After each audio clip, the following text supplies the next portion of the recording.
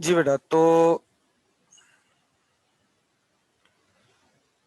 Reactions of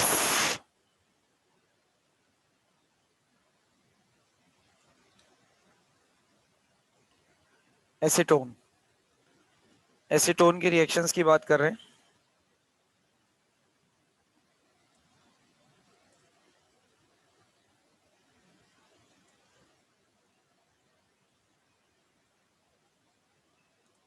सबसे पहली चीज जो है वो रिडक्शन है, रिडक्शन ऑफ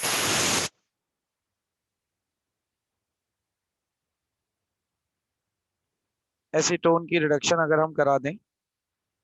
अच्छा, रिडक्शन तो हमारे पास हमें पता है कि रिडक्शन का मतलब है तीन बातें, या तो गेन ऑफ हाइड्रोजन हो जाए, या लॉस ऑफ ऑक्सीजन हो जाए, या फिर गेन ऑफ इलेक्ट्रॉन हो जाए।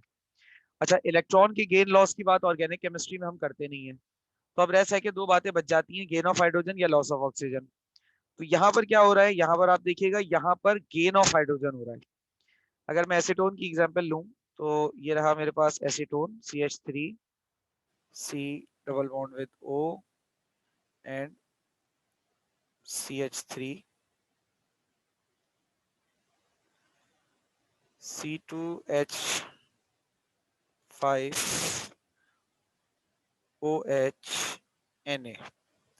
अच्छा, ये जो रिएक्शन है,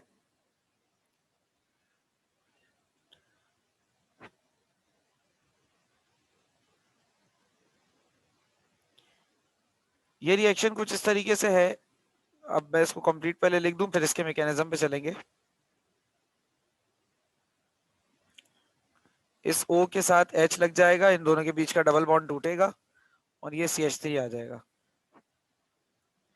अच्छा, अब यहां पर मैकेनिज्म क्या है इसका, जरा वो समझ लें।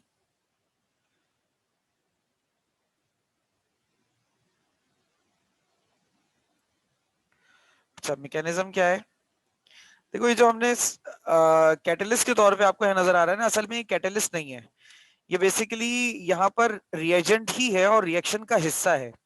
सबसे पहले क्या होता है, इथाइल अल्कोहल सोडियम के साथ बेटा रिएक्ट करता है, और सोडियम के साथ रिएक्ट करके ये बना लेता है C2H5ONa। और इस कंपाउंड को आप लोग जानते हो, सोडियम ईथ ऑक्साइड आप लोग इसको नाम से बुलाते हो। और यहाँ पर जो हाइड्रोजन प्रोड्यूस होती है बेटा, ये एटॉमिक फॉर्म में हाइड्रोजन प्रोड्यूस हो जाती है। अच्छा, ये बात हमें पता है कि atomic hydrogen is very very reactive, atomic hydrogen बहुत बहुत ज्यादा रिएक्टिव होती है। तो अब सेकंड स्टेप में क्या होता है कि ये एटॉमिक हाइड्रोजन जो यहां से प्रोड्यूस हुई होती है, ये इस एसीटोन के मॉलिक्यूल पर अटैक करती है कुछ इस तरीके से कि 2 मोल एटॉमिक हाइड्रोजन इस एसीटोन के एक मॉलिक्यूल के ऊपर अटैक करती है। एक हाइड्रोजन इस O के साथ और दूसरा हाइड्रोजन इस कार्बन के साथ जुड़ता है, तो नतीजतन आपके पास एक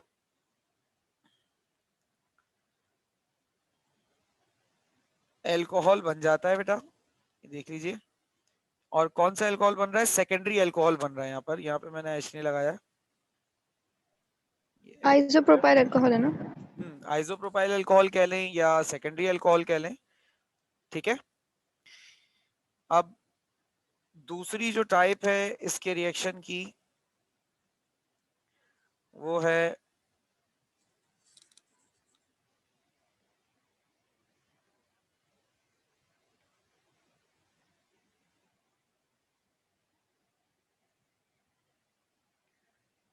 oxidation, oxidation of acetone.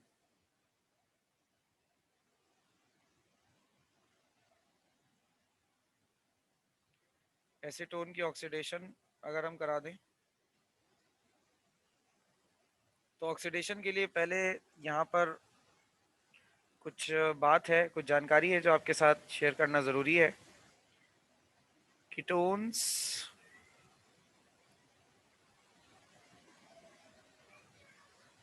Do not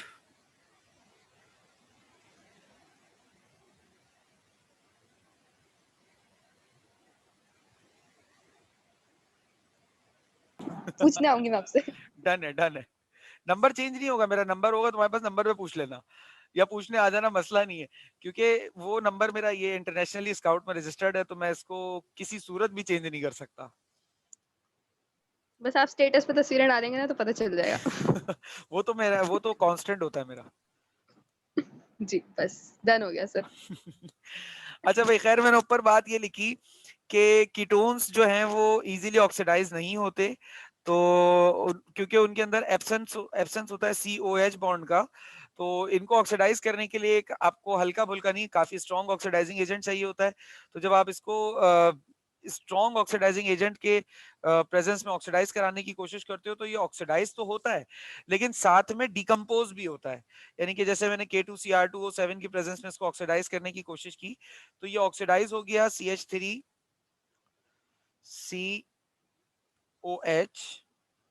ये बन गया CH3COOH, carboxylic acid, acetic acid बन गया। साथ में ये कार्बन डाइऑक्साइड और वाटर भी लिबरेट कर देता है। यानी कि ये अलोंग विद डिकम्पोजिशन, यानी कि अगर सिर्फ ऑक्सीडेशन हो रही होती तो कभी भी कार्बन डाइऑक्साइड और वाटर नहीं मिलता। तो हम यहाँ पे लिख देते हैं ऑक्सीडेशन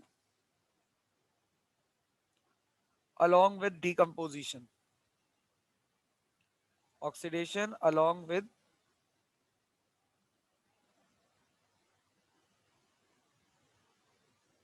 decomposition। ठीक है, तो ऑक्सीडेशन भी हो रही है और साथ में डिकम्पोजिशन भी हो रही है, तो ये दूसरा रिएक्शन था।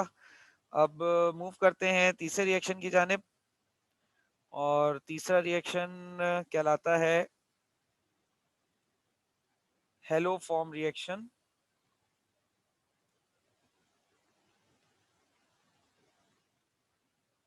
Hello form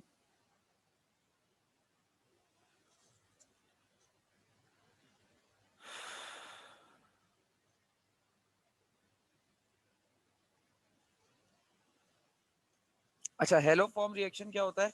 basically hello form reaction कहते हैं में हम जो बना रहे हैं ना यहाँ पे कंपाउंड, वो अभी बनाने जा रहे हैं आयोडो फॉर्म। हम यहाँ बनाने जा रहे हैं आयोडो फॉर्म। आयोडो फॉर्म क्या होता है बेटा, देख लीजिए। कार्बन के साथ 4 हाइड्रोजन लगे होते हैं अल्केन ग्रुप में।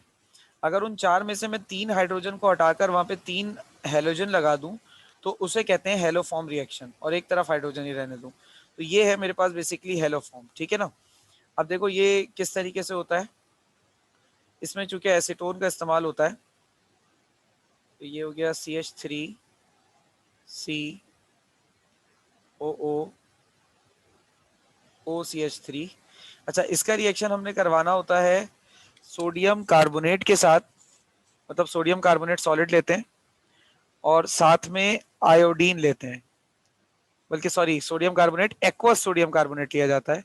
आयोडीन सॉलिड में होता है यहाँ पर, मतलब आयोडीन हम सॉलिड डालते हैं जो काफी हद तक सोडियम कार्बोनेट सॉल्यूशन के साथ मिक्सेबल होता है, मिक्स हो जाता है इजीली। उसके बाद इसको हीट किया जाता है, और हीट करते हैं इसको तकरीबन 2 से 3 मिनट तक। जब इसको हम 2 से 3 मिनट तक हीट करते हैं, तो हमारे पास सबसे पहले जो चीज बनती है वो ये बनता है सोडियम एसीटोन, कह सकते हैं इसे हम, ठीक है जी। Sodium CH3COOH, sodium acetate, sorry, sodium acetate बन जाता है। उसके अलावा सोडियम आयोडाइड बनता है, कार्बन डाइऑक्साइड गैस लिबरेट होती है, और सबसे इंपॉर्टेंट चीज हमारे पास बन जाता है CHI3। ये है असल में आयोडो फॉर्म, ये है आयोडो फॉर्म, ठीक है। इसे कहते हैं आयोडो फॉर्म, और ये येलो मतलब कलर का होता है, येलो सॉलिड होता है। ये है आयोडो फॉर्म हमारे पास, ये हमारे पास आयोडो फॉर्म बन गया। इसी तरीके से क्लोरोफॉर्म और ब्रोमोफॉर्म भी होता है। क्लोरोफॉर्म कलरलेस लिक्विड होता है, ब्रोमोफॉर्म भी होता है। मैं यहाँ पे बता दूं, थोड़ा सा इन्फॉर्मेटिव बात भी कर लेते हैं। जैसे आपने बायो वाले तो इसका इस्तेमाल करते भी हैं, वो आप लोग मेंढक वेंढक को बेहोश करने के लिए करते हो ना। ये है आपके पास क्लोरोफॉर्म, और ये कलरलेस लिक्विड होता है। मेंढक को इसमें डुबो के छोड़ देते हैं अनुषा, या जैसा हम फिल्मों में देखते हैं ऐसा कोई कपड़े पे डाल के नाक पे लगाते हैं, क्या करते हैं? नहीं, इतनी इज्जत नहीं देते। इतनी इज्जत नहीं देते, मतलब क्या ये डुबो बहुत के सारे छोड़ देते हैं? मेंढक होते हैं। हाँ नहीं नहीं। हाँ, एक बहुत बड़ा जार होता है, सही उसके अंदर है। मतलब एटलीस्ट और एटलीस्ट ढक 10? देते हैं एटलीस्ट 10 क्या? एटलीस्ट 10 क्या? और क्या तैयार हो जाते हैं। मतलब कम से कम 10 मेंढक होते हैं, बहुत सारे हमारे जो कॉलेज है ना, बहुत मेंढक थे उनके पास पिछले साल के।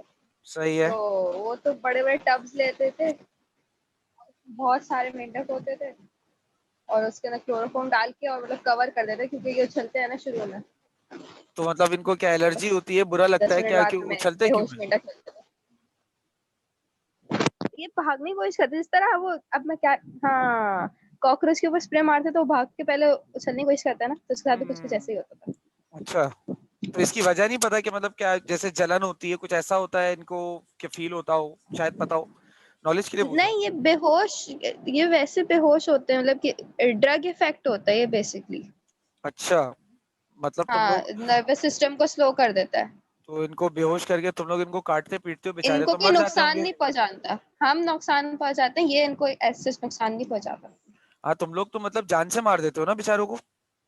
नहीं नहीं, हमें जिंदा रखना होता है, हम इसका दिल धड़कता रहने देते हैं। अच्छा, फुल फुल सीरियल किलर। और अगर मर गया तो मार्क्स कट जाते हैं? नहीं, लेकिन वो जो स्पेशली जो वो वाला होता है ना, रेस्पिरेटरी सिस्टम वाला, लंग्स वाला, उसमें हम्म। अगर वो हार्ट बीट कर रहा होता है तो लंग्स भी थोड़े वो रहते हैं, नजर आ रहे होते हैं क्लियरली, वरना एकदम डिफ्लेट हो जाते हैं। अच्छा, वैसे मजा आता है ठीक है, बायो के प्रैक्टिकल में, मतलब मैंने भी बहुत मजा चीज, आता है, मुझे तो बहुत मजा आता है। मैं ना, मतलब जैसे हम प्रैक्टिकल कोचिंग्स में कराते हैं ना, तो मेरी आदत रहती है कि जैसे मैंने अपना प्रैक्टिकल खत्म किया, और अपना प्रैक्टिकल खत्म करने के बाद, अब पिछले सालों से तो रमजान में हो रहे थे तो मेरे पास एडवांटेज था थोड़ा ना। अपना प्रैक्टिकल खत्म करने के बाद मैं क्या करता था, बल्कि एक मिनट, ये पहले पूरी बात कर लूं फिर तुमको कहानी सुनाता हूँ। तो बेटा, ऐसे ओके। कार्बोनाइल कंपाउंड्स जिनमें अल्फा हाइड्रोजन होता है वही हेलो फॉर्म रिएक्शन करते हैं, जिनमें अल्फा हाइड्रोजन नहीं होता वो हेलो फॉर्म रिएक्शन नहीं करते। यानी कि जैसे कि अगर मिसाल के तौर पे हम बात करें एसीटोन की, CH3, अब एसीटोन में अल्फा हाइड्रोजन है, ठीक है? कैसे? भाई, ये जो C और O है ये तो बेसिकली आपके पास फंक्शनल ग्रुप काउंट होता है ना, तो ये भी अल्फा कार्बन है, ये भी अल्फा कार्बन है, तो ये तो अल्फा हाइड्रोजन हुए, इनके पास जो हाइड्रोजन होगा इन कार्बन के पास वो अल्फा हाइड्रोजन होगा। सही है ना? तो ये हेलो फॉर्म रिएक्शन करेंगे। लेकिन वो कार्बन जिनमें अल्फा हाइड्रोजन ना हो वो कभी भी हेलो फॉर्म रिएक्शन नहीं करेंगे। अच्छा, कितने हेलो फॉर्म ना हो, सॉरी, कितने अल्फा हाइड्रोजन ना हो? 3 हाइड्रोजन ना हो, जैसे इसमें 3 3 है ना। अब इस एक और एग्जांपल देखो, CH3, CH2,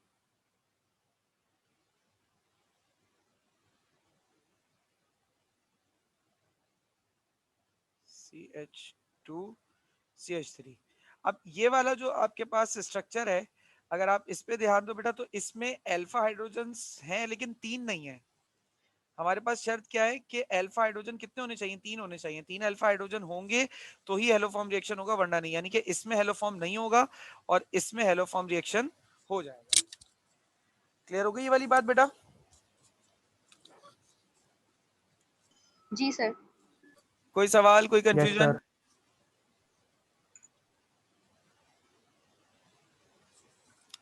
बेटा कोई सवाल, कोई कंफ्यूजन? हेलोफॉर्म सर, जी बेटा। हेलोफॉर्म रिएक्शन नहीं होगा, लेकिन हेलोजनेशन तो हो सकती है ना। हाँ, हेलोजिनेशन वगैरह ये सारे कुछ हो रहे हो, उसका मसला नहीं है। हेलोफॉर्म ये वाला रिएक्शन नहीं होगा जिसमें 3 आपके पास हेलोजन लगे हैं और एक हाइड्रोजन लगा रहा है, ऐसा वाला रिएक्शन नहीं होगा। ठीक ठीक है है, सर। ओके।